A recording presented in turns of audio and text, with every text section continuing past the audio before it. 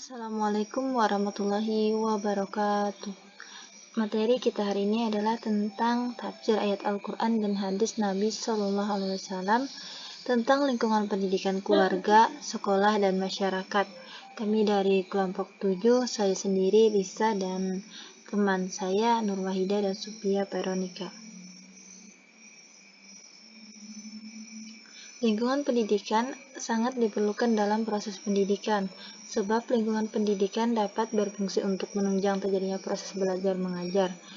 Lingkungan yang nyaman dan mendukung bagi terselenggaranya suatu pendidikan sangat dibutuhkan dan turut berpengaruh terhadap pencapaian tujuan pendidikan yang diinginkan. Nah, kemudian mengenai lingkungan, apa itu lingkungan? Lingkungan adalah seluruh kondisi dan alam sekitar yang mempengaruhi tingkah laku, pertumbuhan, perkembangan hidup manusia.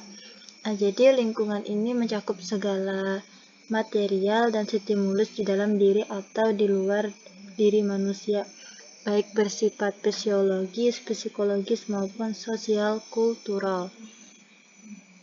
Kemudian pendidikan adalah upaya pembinaan, pembentukan, pengarahan, pencerdasan, pelatihan yang ditujukan kepada semua peserta didik secara formal, informal, atau maupun non-formal. Nah, kemudian menurut Anas Salahuddin, lingkungan pendidikan adalah segala sesuatu yang terdapat di sekitar lingkungan peserta didik yang mendukung terrealisasinya pendidikan. Nah, jadi lingkungan pendidikan inilah yang mendukung terrealisasinya suatu pendidikan.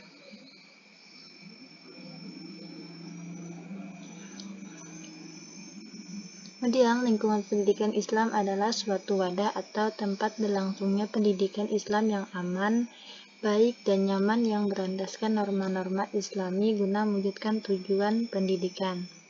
Baik, yang kedua yaitu dalil tentang lingkungan pendidikan keluarga, sekolah, dan masyarakat. Jadi pada periode awal, umat Islam itu mengenal lingkungan atau lembaga pendidikan berupa kitab, yang mana di tempat ini diajarkan, umat Islam itu diajarkan untuk membaca dan menulis huruf Al-Quran.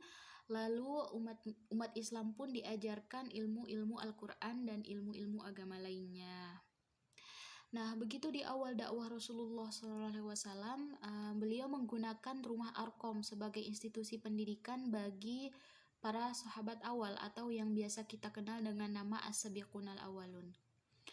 Dan pada perkembangan selanjutnya, institusi pendidikan ini disederhanakan menjadi 3 macam, yaitu keluarga yang disebut juga sebagai salah satu dari satuan pendidikan luar sekolah dan sebagai lembaga pendidikan informal, kemudian sekolah sebagai lembaga pendidikan formal, dan masyarakat sebagai lembaga pendidikan non-formal.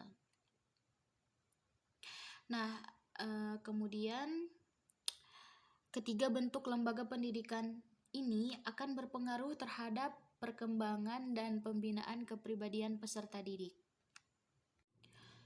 Dalam Undang-Undang Republik Indonesia Nomor 20 Tahun 2003, yaitu tentang Sistem Pendidikan Nasional pada ketentuan umum. Nah, pada Undang-Undang Republik Indonesia ini dinyatakan bahwa yang pertama yaitu satuan pendidikan adalah kelompok layanan pendidikan yang menyelenggarakan pendidikan pada jalur formal, non-formal, dan informal pada setiap jenjang dan jenis pendidikan. Kemudian yang kedua, Undang-undang ini menyatakan bahwa pendidikan formal adalah jalur pendidikan yang terstruktur dan berjenjang, yaitu terdiri dari pendidikan dasar, pendidikan menengah, dan pendidikan tinggi. Kemudian yang ketiga, Undang-undang ini menyatakan bahwa pendidikan non-formal adalah jalur pendidikan di luar pendidikan formal yang dapat dilaksanakan secara terstruktur dan berjenjang. Kemudian yang keempat, Undang-Undang Republik Indonesia ini menyatakan bahwa pendidikan informal adalah jalur pendidikan keluarga dan lingkungan. Nah, kemudian di sini ada 3 dalil, yaitu yang pertama ada dalil tentang lingkungan keluarga. Nah, di sini salah satu dalilnya terdapat pada surah Asy-Syu'ara ayat 169 yang berbunyi Bismillahirrahmanirrahim. Rabbi najjini wa ahli mimma ya'malun. yang berarti, "Ya Tuhanku, selamatkanlah aku beserta keluargaku dari perbuatan yang mereka kerjakan." Quran Surah Asy-Syu'ara ayat 169. Jadi dalil ini atau ayat ini juga merupakan doa dari Nabi Lut pada saat itu. Nah, jadi keluarga itu dapat diperoleh melalui keturunan, perkawinan, persusuan, maupun pemerdekaan.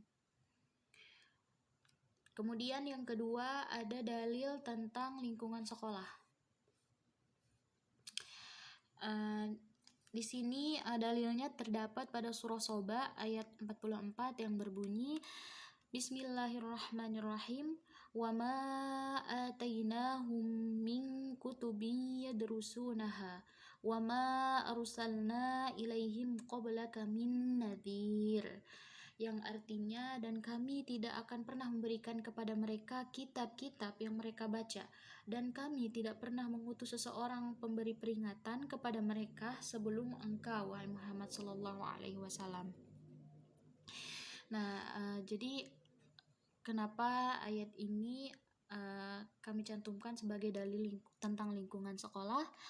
Karena pada ayat ini terdapat kata yadrusunaha.